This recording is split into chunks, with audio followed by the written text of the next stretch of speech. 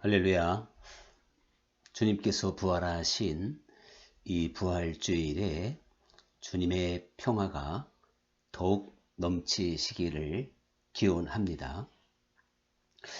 이 부활이라고 하는 말을 생각해 보면 이보다 더 강력하다거나 더 나가서 권세 있는 말은 없다. 자, 이렇게 우리가 결론을 내릴 수가 있을 것입니다. 말 그대로 부활은 죽음을 이기는 것이기 때문에 그런 것이죠. 세상에서 가장 강력한 것이 있다면 죽음이라는 것이죠. 죽음 앞에는 그 누구도 속절없이 무너지게 되어져 있고 모든 소망을 잃게 됩니다. 죽음을 딛고 일어설 수 있는 사람은 아무도 없습니다. 아무리 용기 있는 사람도 죽음 앞에서는 숙연해질 수밖에 없고 또한 모든 것을 포기할 수밖에 없는 것이거든요. 그런데 이 부활은 바로 그 강력한 죽음을 이기는 것이기 때문에 이 부활보다 강한 게 무엇이 있을까? 힘 있는 게 뭐가 있겠습니까? 그러니까 기독교가 바로 이 부활의 종교, 부활의 신앙을 가지고 있다고 하는 것은 그 어떠한 것보다도 소망이 되는 것이죠.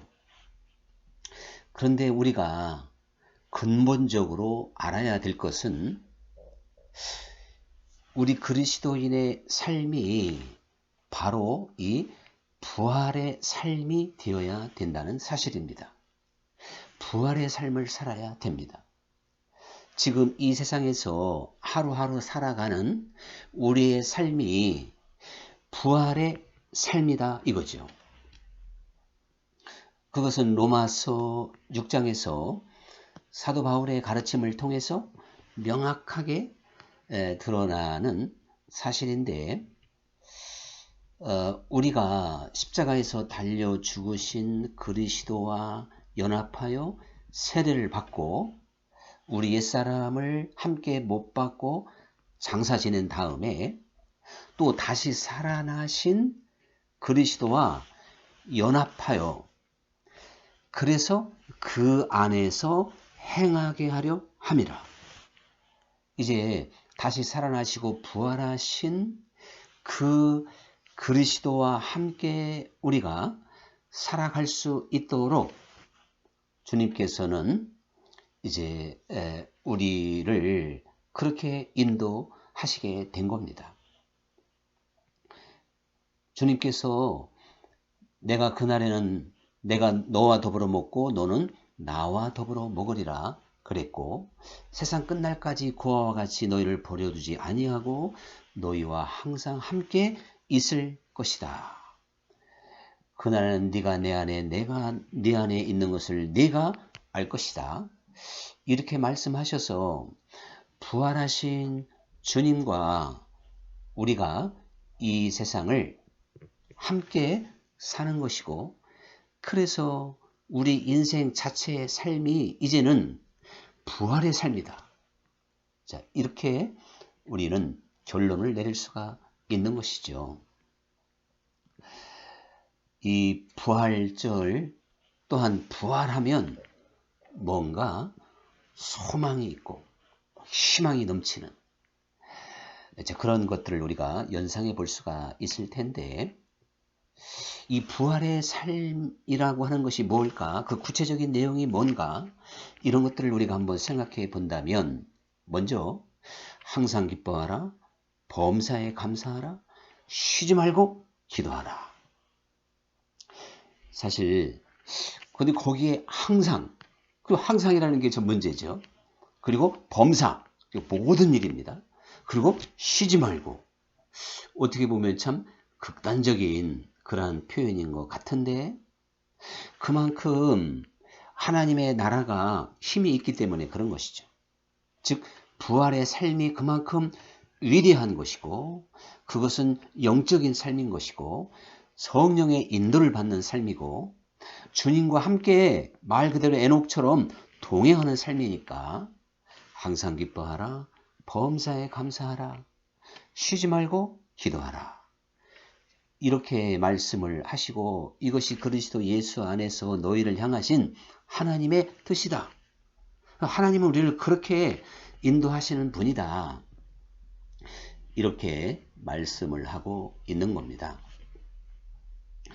사실 항상 기뻐할 수 있다는 것, 이거 뭐 감정을 떠나서 부활의 신앙이 아니면 그건 불가능하다고 봅니다. 범사에 감사할 수 있는 것도 죽음이라도 이기는 그 부활의 신앙의 차원에서는 모든 게 감사하고 모든 게 기뻐할 수밖에 없는 거죠. 죽음의 세계를 초월하는 그러한 놀라운 세계로 우리를 인도하셨기 때문에 그런 것입니다. 또한 기도한다는 것도 힘이 있어야 기도하죠. 시간이 있다고 기도하는 것도 아니고 우리의 생각과 마음이 짓눌려 있다든가 미혹을 받았다든가 안정되지 못하면 기도할 수 없습니다. 그래서 쉬지 않고 기도하는 그 삶이야말로 정말 정상적인 그리스도인의 삶이고 부활의 삶의 모습이 되는 것이죠. 그런가 하면 또한 주님께서 우리에게 새 계명을 주시겠다 말씀하시며 늘 말씀드린 대로 하나님을 사랑하되 마음을 다하고 잘 아시죠? 목숨까지 이렇게 하나님을 사랑하라. 이건 역시 부활의 능력이 아니고는 불가능합니다. 우리의 마음을 빼앗길 일이 너무 많기 때문에 그렇습니다. 세상으로 전심전력하여 달려가기 쉬운 우리의 발걸음이기 때문에 그렇습니다. 그런데 언제나 우리의 초점을 주님께 맞추어서 살아갈 수 있는 그러한 신앙생활이야말로 부활 신앙의 모습이다. 부활의 삶을 살고 있는 사람이다. 이렇게 설명해 볼 수가 있는 것이죠. 더 나아가서 네 이웃을 네 몸과 같이 사랑하라. 이렇게 말씀을 하셨는데 우리가 어떻게 하나님은 마음을 다하여 목숨까지 다하여 어떻게 사랑할 수 있는 것 같은데 이웃을 자기 몸처럼 사랑하라. 이건 정말 어려운 일이죠. 그래서 주님께서 사람은 할 수 없으되 아버지가 하시느니라. 이렇게 말씀도 했습니다마는 어쨌든 믿음 또한 우리의 행함 이런 것들은 사람의 힘으로 능으로 내 의지로 할 수 없고 위로부터 부어주시는 믿음과 은혜를 따라서 행하는 것이기 때문에 하나님은 우리에게 하나님을 진정으로 사랑할 수 있다고 말씀하고 있는 것이고 또한 이웃을 네 몸과 같이 사랑할 수 있으니까 그러한 세계를 열어놓으셨기 때문에 그러한 세계를 주시기 때문에 우리에게 그렇게 말씀을 하신 거지 지키지도 못할 말씀을 왜 우리에게 주시고 그것을 또한 첫 계명 가장 큰 계명이라고 말씀을 하시겠습니까? 또한 이러한 모든 것들은 오늘 부활절을 맞이해서 죽음이라도 이기고 이 세상에서 가장 강력한 힘이라고 할 수 있는 그 부활의 능력, 그 부활의 세계 안에서 넉넉히 풀어볼 수 있는 차원이라고 저는 생각을 하게 된 것이죠. 또한 이제 사실 우리가 부활의 신앙이기 때문에 이기는 자가 될 수 있는 것입니다. 하나님의 말씀은 계속 이기는 자만 나의 것이다. 이기는 자에게 생명 과일을 또 생명수를 주겠다. 그들에게 조약돌을 주겠다. 즉 언약을 준다. 영원한 생명을 얻는 자들마다 이기는 삶을 살았습니다. 그래서 사실 이 이기는 게 얼마나 중요한지 몰라요. 지는 자는 이기는 자의 종이 되는 줄을 알지 못하느냐? 이래서 우리가 죄에게 지면 죄의 종이라는 것입니다. 또 이제 우리가 의에게 순종하면 의의 종이 되는 것이고요. 그래서 우리는 정말 그리스도인들은 죄로부터 이겨야 되는 것이고, 또한 세상을 이겨야 되는 것이고, 또한 자기 자신, 자아를 극복해야 되는 것입니다. 그 중에서 가장 어려운 것이 자기 자신이겠죠. 그런데 주님께서는 아무든지 나를 따라오려거든 자기를 부인하고 이렇게 말씀을 하셨기 때문에 결국 자기 자신을 이겨야 되는 건 명백한 하나님의 말씀입니다. 그래서 바울도 나는 날마다 죽노라. 이거 뭐 하루아침에 죽고 하루아침에 이기는 자가 될 수는 없는 거지만 주님께서는 우리를 바로 이기는 자의 세계로 집요하게 이끄시고 그래서 나의 의는 시편에 하루 7번 넘어져도 다시 일어나는 것이 하나님의 사람이라는 거 아닙니까? 그래서 어린아이가 수없이 많이 넘어지다가 결국에는 어른이 되어서 이제 넘어지지 않는 사람이 되듯이 신앙의 세계도 마찬가지죠. 우리가 죄에게 진다면 그 결과가 얼마나 비참하냔 말이에요. 아담으로부터 시작해서 성경의 모든 인물들이 죄에게 넘어져서 비참한 결과를 가져오게 되었습니다. 또한 세상에게 진다면 그것은 곧 우상 숭배자가 된다는 것이고, 또한 자기에게 져도 문제가 결국은 발생하게 되는 것 아니겠어요? 사실 사람이 무너지는 건 외부로부터 무너지는 경우는 별로 없습니다. 결국은 자기가 자기를 망하게 만듭니다. 어떠한 나쁜 습관을 못 고쳐서, 뭐 술을 못 끊어서, 도벽을 못 끊어서, 어떠한 뭐 이성적인 문제, 돈의 문제, 명예의 문제, 수없이 많은 유혹이 나 자신을 끊임없이 괴롭히는데, 그러한 자아를 극복한다는 것, 거기에 이기지 못하면 평생 쌓은 것이 하루아침에 다 무너진다는 걸 알면서도 우리는 우리 주변에 그래도 뭐 누구 말대로 잘 나가는 사람, 성공한 사람, 또한 어떠한 대단히 훌륭하다고 인정받는 사람들이 하루아침에 무너지는 것을 정치인도 그렇고 종교인도 그렇고 연예인도 그렇고 수없이 목도하고 있습니다. 그래서 가장 강한 싸움이 자기와의 싸움이죠. 그런데 부활의 믿음, 이 부활의 신앙으로 사는 사람들은 넉넉히 자기 자신을 이길 수가 있습니다. 분명히 하나님의 말씀은 우리를 그러한 세계로 이끌어가는 것을 볼 수가 있는데요. 또한 이 부활의 신앙, 부활의 삶을 사는 사람은 사도 바울처럼 자족하는 삶을 살게 되는 것입니다. 그래서 이 바울은 풍부에 처할 줄도 알고 가난에 처할 줄도 알고, 그래서 그가 정말 그 40에 그 한 대를 감한 매를 여러 차례 맞고도 감옥에 갇히고도 헐벗고 굶주리고 또한 돌에 맞고 이렇게 말할 수 없는 핍박과 또한 곤고함과 어려움 가운데 있었지만 그는 그 모든 것에 처할 줄을 알고 대처할 줄을 안다는 것이죠. 그러한 바울이기 때문에 항상 기뻐하고 범사에 감사하라.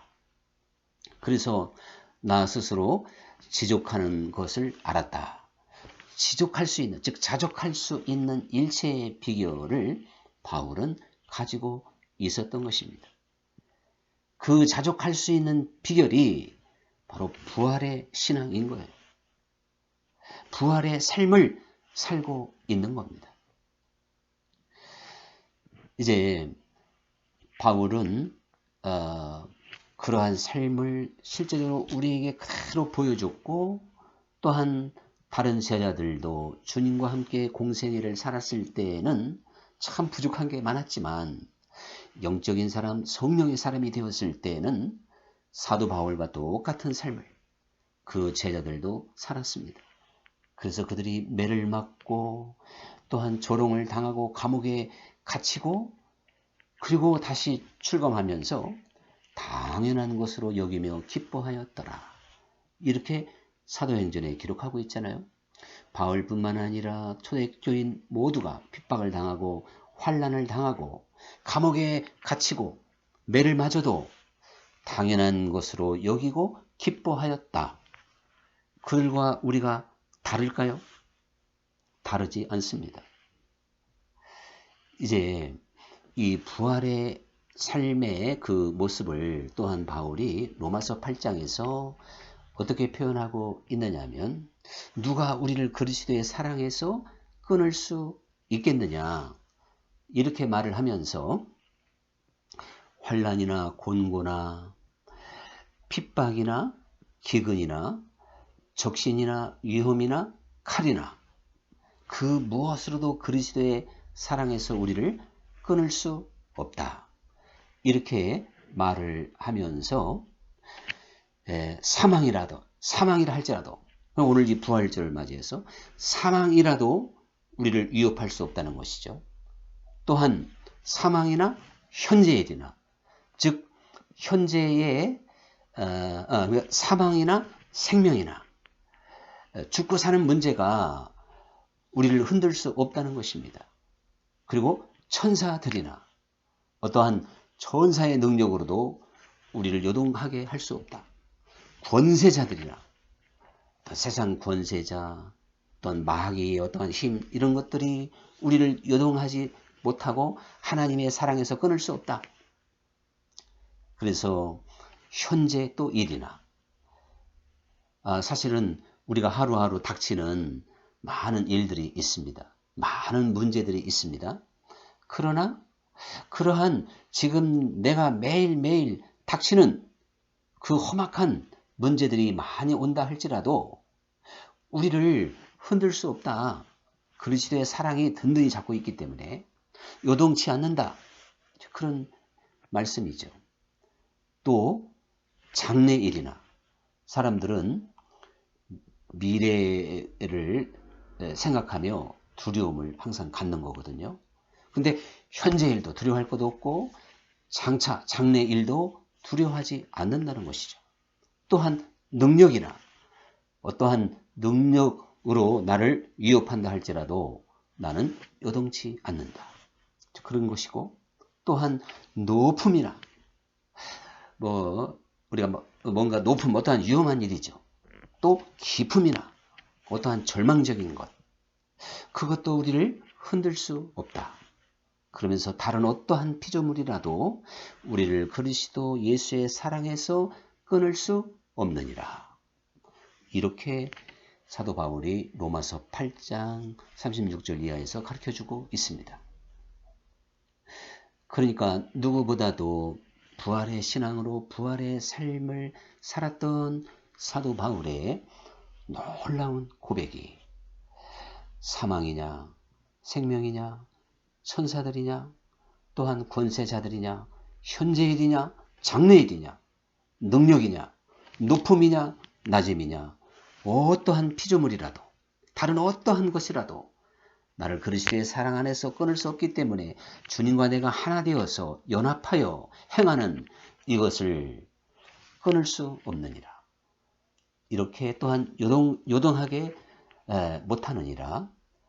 이렇게 고백하고 있는 겁니다.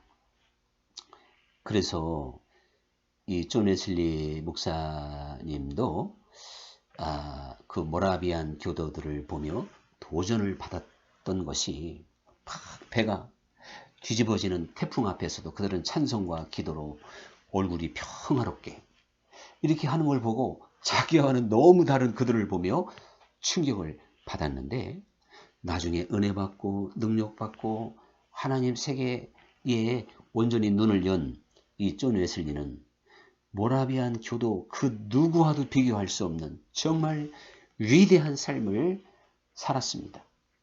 그 웨슬리의 표준 설교 한편마다 우리에게 참으로 신령한 세계, 그리고 주님의 그 깊은 나라를 보여주고 있는 걸 볼 수가 있는데요. 제가 지금까지 말씀드린 이 부활의 삶, 또한 부활의 신앙, 이것을 한마디로 말하면 풍성한 삶이라고 말할 수가 있는 겁니다. 주님께서 우리에게 말씀하시기를 인자가 이 땅에 온 것은 양들로 생명을 얻게 하고 더 풍성히 얻게 하려 함이라. 자, 도적이 오는 것은 죽이고 뺏는 것이죠. 그럼 사단의 일이고, 주님께서는 우리에게 생명을 주되 풍성한 생명을 주시는 분이라는 겁니다. 그럼 풍성한 삶이 뭐냔 말이죠. 바로 바울처럼 제자들처럼 자족할 수 있고 지족할 수 있는 것이잖아요. 우리가 이 세상의 물질로, 명예로, 권세로, 쾌락으로 풍성한 삶을 절대 얻을 수 없습니다. 얻으면 얻을수록 더 목마르고 더 갖고 싶고, 그래서 나중에는 헛되고 헛되니 헛되고 헛되도다. 이 헛된 게 풍성한 삶은 아니잖아요. 아무것도 없어도 다 나는 가졌다고 바울이 고백하고 있는 것처럼, 내게 능력 주시는 자 안에서 내가 무엇이든지 할 수 있다는 것이 바로 이 풍성한 삶의 능력이잖아요. 그래서 이 풍성한 삶이라고 하는 건 말 그대로 주님 안에서 지족하고 자족하여 항상 기뻐하고 범사에 감사하고 그 주님께 쉬지 않고 기도할 수 있는, 자, 그러한 세계가 풍성한 세계인 것입니다. 자, 이렇게 사실 주님께서는 이제 우리의 주기도문처럼 뜻이 하늘에서 이룬 것처럼 땅에서도 이루어지이다. 또 아버지의 나라가 오게 하시며 임하게 하시며, 이렇게 해서 정말 이제 하나님의 나라가 여기 있다 저기 있다 못하리니 너희 안에 있느니라, 이렇게 말씀을 하시면서 우리에게 이 부활의 삶, 부활의 신앙으로 살아갈 수 있는 길을 활짝 열어 놓으셨는데, 이것이 저절로 되지 않는다는 사실이죠. 이게 가만히 있어도 됐으면 얼마나 좋겠습니까? 이게 뭔가 있어야 되는 게 사실입니다. 그것이 뭘까? 주님께서 천국은 세례 요한 때부터 침노를 당하는데 침노하는 자가 빼앗느니라, 그것도 한 부분의 설명이 될 수도 있습니다. 어떤 그 사람이 목련 나뭇가지가 땅에 꺾이는 것을 보고 그것을 가져다가 자기 집 화병에다가 심고 창가에다 두었습니다. 그리고 어느 날 가만히 이렇게 묵상을 하고 밖을 내다보는데 어디서 틱틱 소리가 나는 거예요. 가만히 보니까 목련나무에 그 꽃봉오리들이 꽃망울을 틔우고 있는 겁니다. 껍질을 탁탁 이제 봉오리를 벗기면서 말이죠. 그것을 보면서 참 큰 깨달음을 얻었다는 것입니다.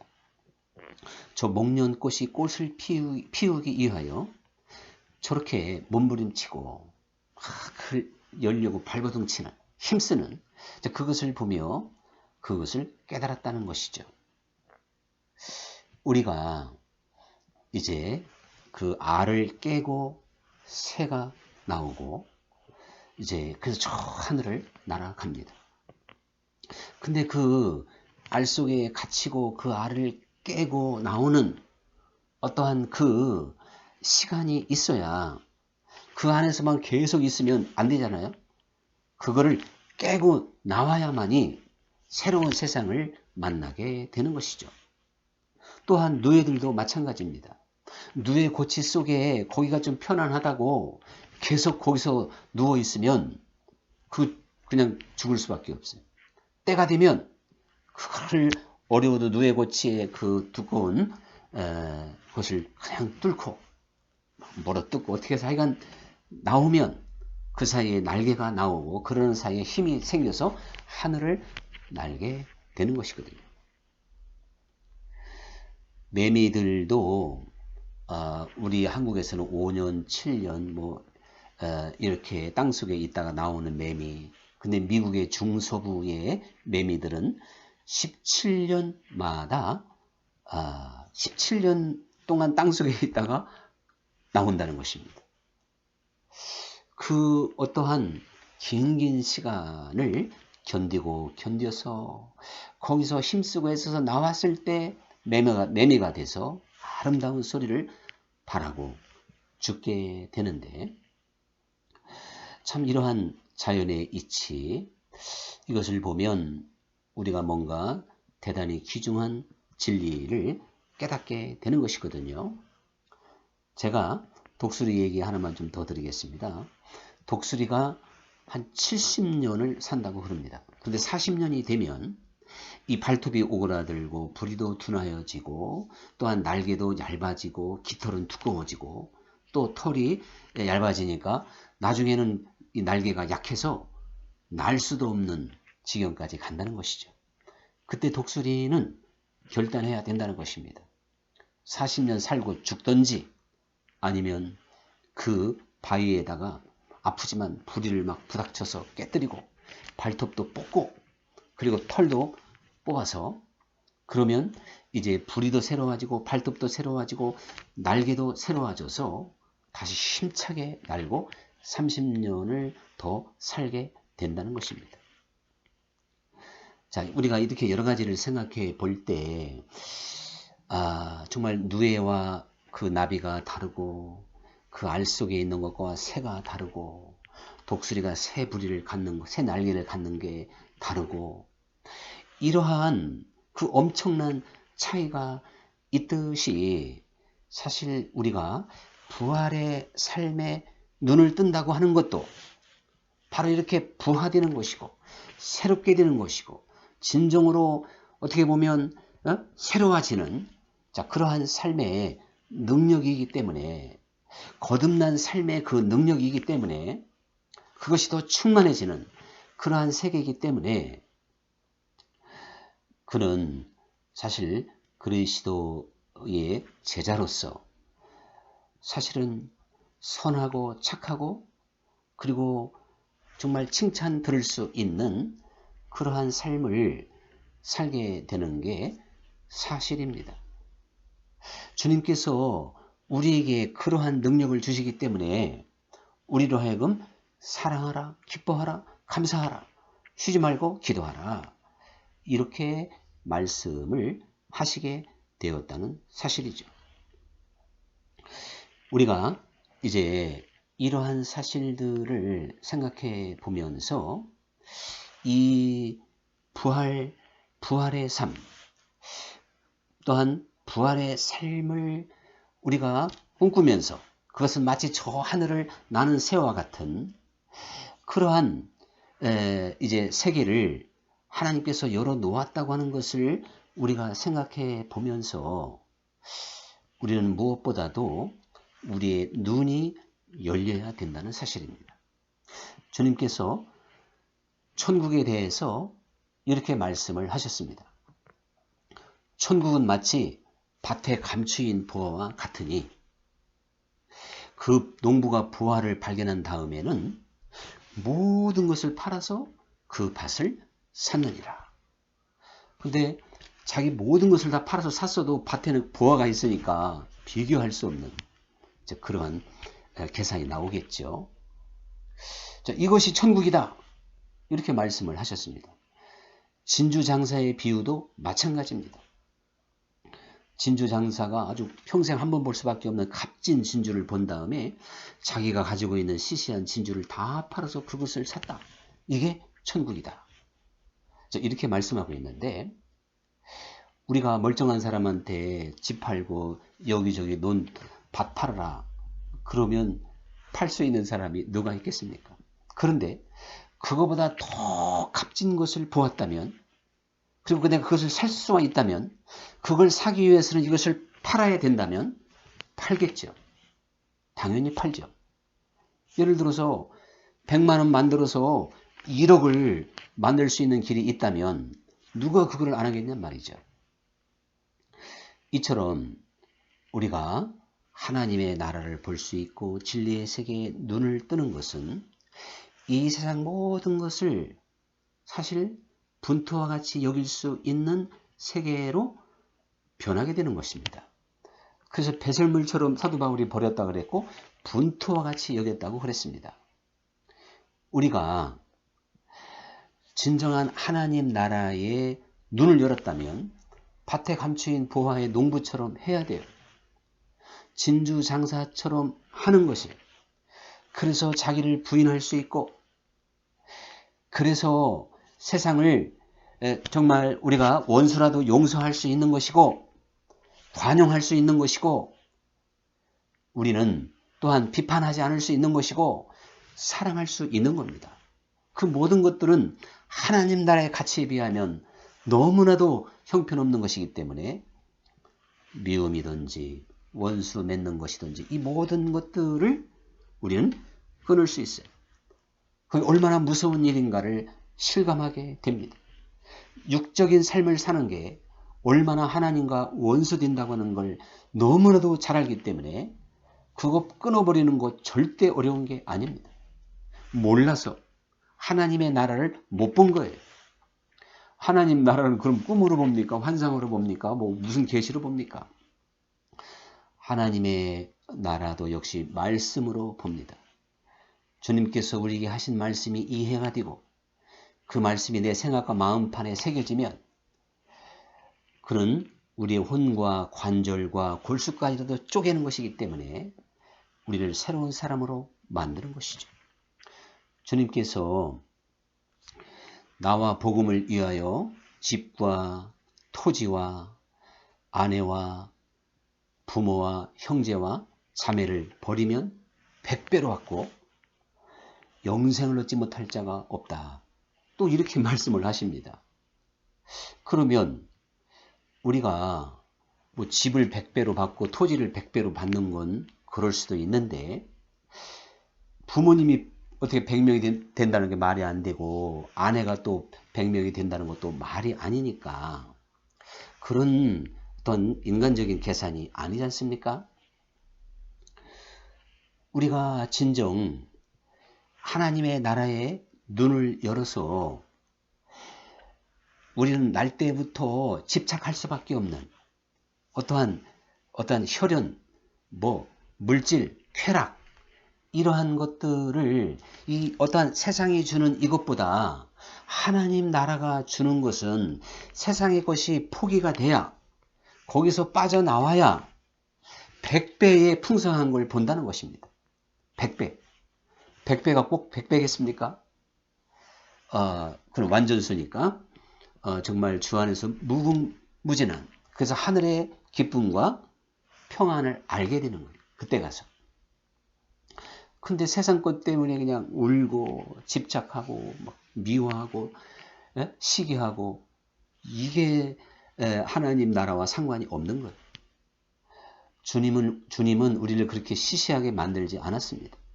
우리는 하나님의 자녀입니다. 왕 같은 제사장입니다. 하나님의 말씀을 받은 자도 신이라 하였거늘 내가 하나님의 아들이라고 하는 것을 왜 참남하다 하느냐. 주님이 그랬듯이 주님께서 우리에게 말씀하시기를 나의 하나님 곧 너희 하나님 나의 아버지 곧 너희 아버지. 이거 얼마나 놀라운 말씀입니까? 주님께서 이 세상에 계실 때 언제나 친숙하게 불렀던 그 아버지를 그 하나님을 이제 너희 아버지다. 너희 하나님이다. 이렇게 말씀을 하시고 나를 믿는 자는 내가 한 일을 할 뿐만 아니라 더 큰 일도 하게 될 것이다.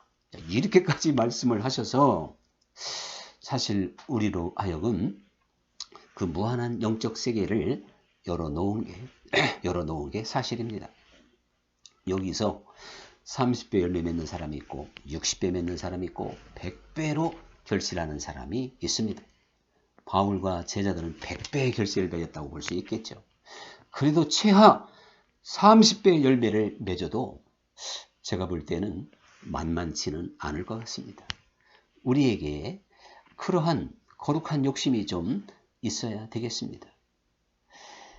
이제 우리는 이 부활의 세계, 부활의 신앙의 능력을 가지면 나를 부인하고 세상을 이기고 죄를 이기는 것이 결코 어려운 문제가 아니라는 것. 우리가요, 어둠에 있을 때에는 아무것도 안 보이기 때문에 잘 분별이 안 됩니다. 분별이 안 돼서 아무리 큰 것도 집을 수도 없어요. 그런데 밝은 빛에서는 머리카락도 집어냅니다. 이처럼 우리가 빛 가운데 거하면 그동안 내가 할 수 없는 걸 할 수 있는 거예요. 빛 가운데로 나아가야만이. 이게 빛이 바로 부활의 삶 아니겠습니까? 자, 오늘 제가 부활절 어떤 특별 메시지다 생각하고 아주 어떻게 보면 어려운 아주 그냥 고난도 사도 바울 말대로 단단한 음식만 오늘 제가 함께 나누었던 것 같은데 그래도 뭐 제가 볼 때는 들으면 다 이해가 되고 진리는 서로 통하는 거니까요. 또한 기쁨으로 받아들이는 이들도 많이 있을 것이고 또한 우리가 받지 못할 말씀은 아니라고 봅니다. 주님을 사랑함으로 주님의 은혜가 저 하늘로부터 주어진 선물인 믿음이 그 믿음은 그래서 산이라도 옮긴다. 뽕나무를 뽑아서 바다에 던진다. 이건 대단한 능력이고 변화잖아요.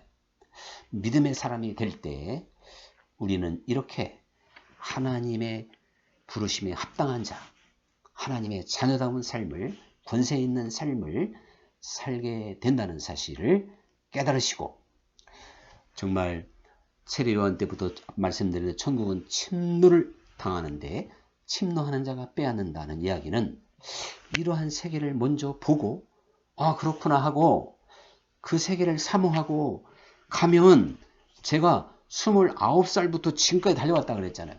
그런데 뭐 이거 30대 40대 사실요. 제가 기억은 참 부끄럽지만 55세까지도 잘 안 되더라고요.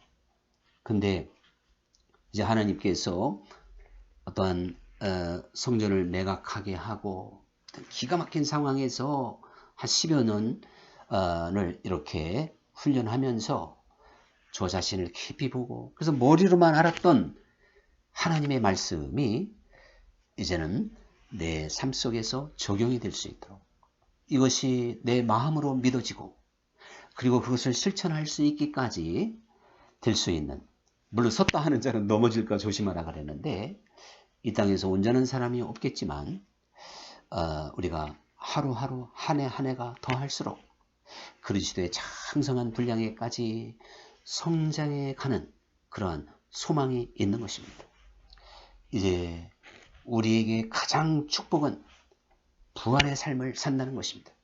가난해도 좋고 병들어도 좋고 우리가 또한 풍부에 처할 줄도 아는 이 놀라운 그 신앙의 일체의 비결 안에서 주님 안에서 참으로 평안을 누리는 하나님의 자녀들이 될 수 있기를 간절히 축원합니다. 할렐루야. 우리 다음 만나는 시간까지 주 안에서 늘 이기고 승리하시기를 기원합니다. 감사합니다.